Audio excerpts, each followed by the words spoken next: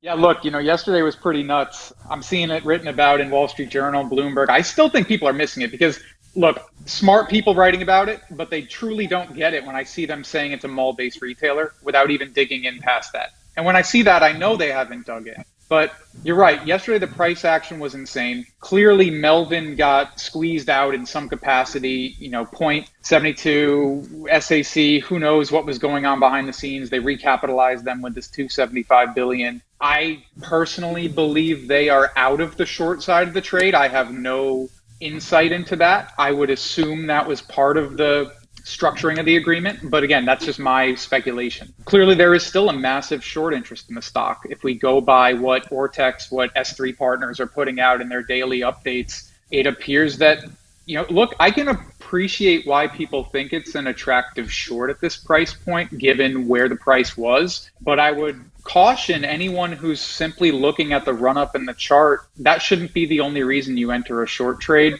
You need to consider the broader context. I know JC did a great job. I enjoy listening to what he has to say, but price isn't the only thing. And you need to understand that just because price has run up in this particular case doesn't mean there's nothing to it. So yeah, I was able to sell a little bit. Yesterday at 125, I sold a small tranche. At 140, I sold a small tranche. I sold a bunch of covered calls in the remainder of my position yesterday. Implied volatility on the weeklies were over 700%.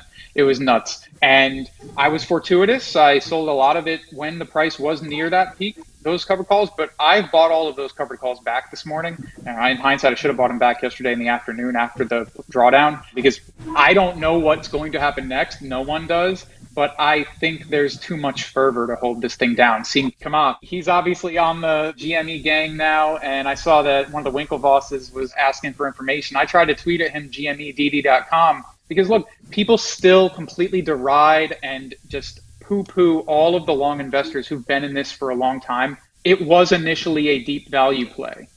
There's deep fucking value from Reddit, who's now been cited in mainstream media a few times. He's made, at this point, tens of millions of dollars off the trade, off of I think it was initially 100,000 or so investment. And good for him. He's a great guy. We've had some conversations in the past, and I've enjoyed participating in his Roaring Kitty stream over the months. But this is a deep value thesis that is warping into something a little bit differently. But at its core, that's what got me invested and got a lot of us invested, digging beneath the surface, doing the due diligence. It's not just looking at the price action, but looking at the fundamentals, looking at what's going on behind the scenes.